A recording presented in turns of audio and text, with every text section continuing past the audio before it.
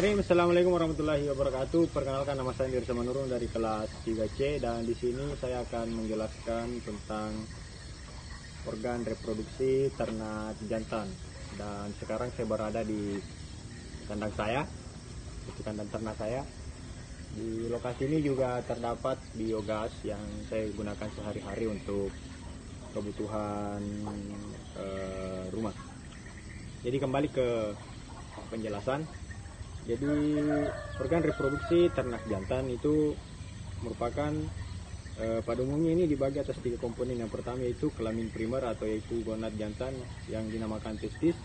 Kemudian ada juga organ aksesoris atau kelenjar-kelenjar kelamin pelengkap, yaitu kelenjar-kelenjar vesikular, prostata, dan koper. Kemudian yang ketiga itu alat kelamin sekunder, yaitu penis. Kemudian lanjut.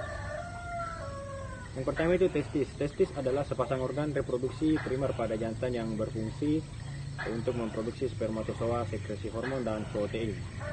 Kemudian yang kedua itu ada epididymis. Nah, epididymis ini adalah saluran eksternal pertama dari testis dan menyatu ke permukaan testis serta terbungkus dalam tunika dengan testis yang mempunyai 4 fungsi, yaitu transportasi, konsentrasi semen, kemudian maturasi dan penyimpanan spermatozoa. Kemudian yang ketiga ada skrotum. Nah, skrotum ini adalah 2 lobus kantong yang membungkus testis. Kemudian skrotum ini berfungsi untuk melindungi dan menyokong testis. Kemudian yang keempat itu ada ductus deferens. Nah, ductus deferens atau biasa disebut dengan vas deferens adalah saluran yang menghubungkan cauda epididymis dengan uretra. Nah, ini dindingnya mengandung otot polos yang berperan dalam penyangkutan spermatozoa. Kemudian yang kelima itu adalah kelenjar-kelenjar aksesoris, yang dimana yang termasuk kelenjar seks pelengkap adalah yang pertama itu vesicula seminalis atau vesicularis, adalah sepasang kelenjar yang berbentuk seperti anggur, berkontribusi lebih dari setengah volume total cairan semen berisi senyawa organik. Kemudian ada juga kelenjar prostata, adalah kelenjar tunggal di sepanjang uretra bagian posterior, saluran ekstoris, dan kelenjar vesikular. Ini berkontribusi untuk volume semen sekresi yang berupa ion non-organik.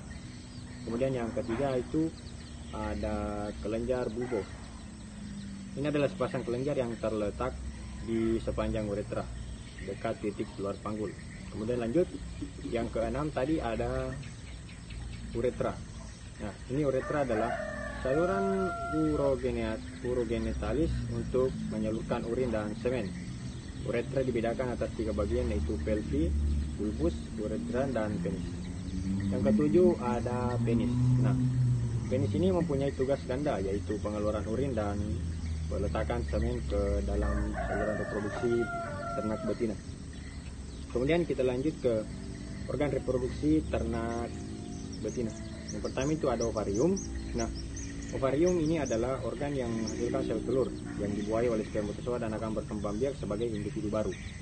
Kemudian oviduk. Nah, oviduk ini adalah organ yang menghubungkan ovarium hingga ujung tanduk ke uterus. Bentuknya seperti pipa dan tidak beraturan. Kemudian lanjut ke uterus. Nah, ini adalah suatu organ muskuler yang merupakan lanjutan dari oviduk dan berakhir pada suatu muara di vagina, yaitu keudal. Ini fungsi utamanya dari uterus adalah menyimpan dan memelihara embrio atau fetus. Kemudian lanjut, yang keempat itu ada vagina. Nah, ini tuh merupakan istilahnya, dia berbentuk bulat, panjang, dan dengan dinding yang tipis dan elastis. Kedalamannya kurang lebih sekitar 25 sampai 30 cm. Nah, sperma dari hasil perkawinan akan disimpan pada bagian depan vagina dekat dengan serviks. Kemudian lanjut ke serviks. Tadi saya jelaskan sedikit. Serviks merupakan saluran reproduksi betina yang letaknya pada bagian depan berbatasan dengan bagian uterus dan bagian belakang menonjol pada vagina. Serviks ini memiliki fungsi mencegah kontaminasi mikroorganisme dalam uterus.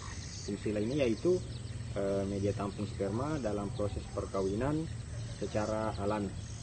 Kemudian yang terakhir ada vulva.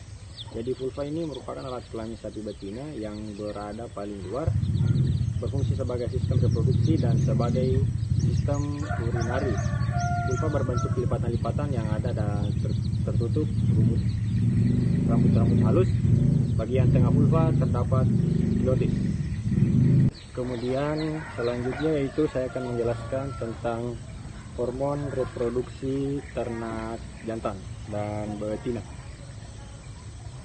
Jadi untuk hormon reproduksi ternak jantan, organ yang memproduksi gonadotropin yang pertama itu ada gonadotropin releasing hormone atau biasa disebut dengan hormon GnRH. Jadi organ ini memproduksi gonadotropin releasing hormone atau hormon GnRH adalah hipotalamus. Jadi hipotalamus ini berfungsi untuk memproduksi hormon GnRH. Kemudian lanjut ada hormon FSH atau follicle stimulating hormone, biasa disebut FSH. Setelah hipotalamus memproduksi GnRH, kemudian GnRH akan menstimulasi kelenjar pituitari untuk memproduksi FSH. FSH ini mempunyai efek perubahan morfologi ovarium.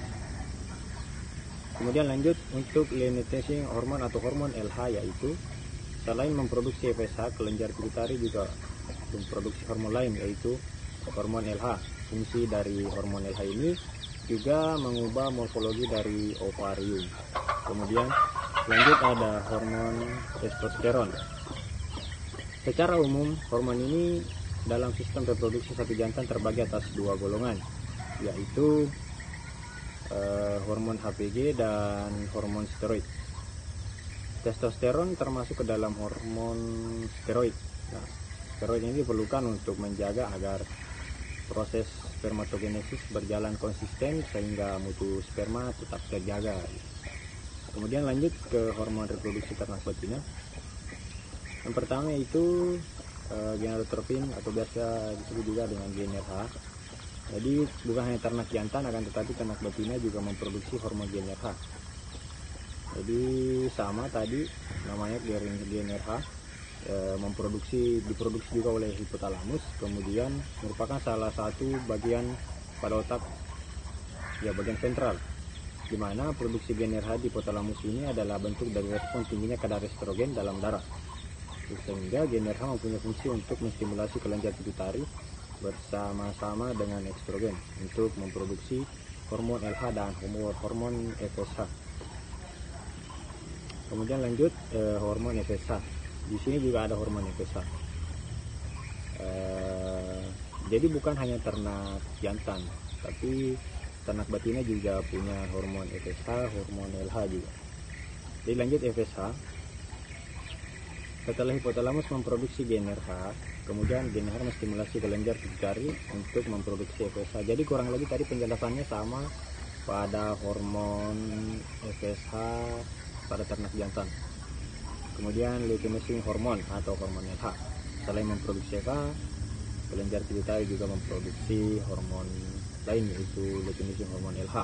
Jadi fungsi LH ini ya mengubah morfologi dari ovarium. Jadi sini bedanya. Jadi untuk hormon LH yang ada di ternak betina, dia itu merubah morfologi dari ovarium.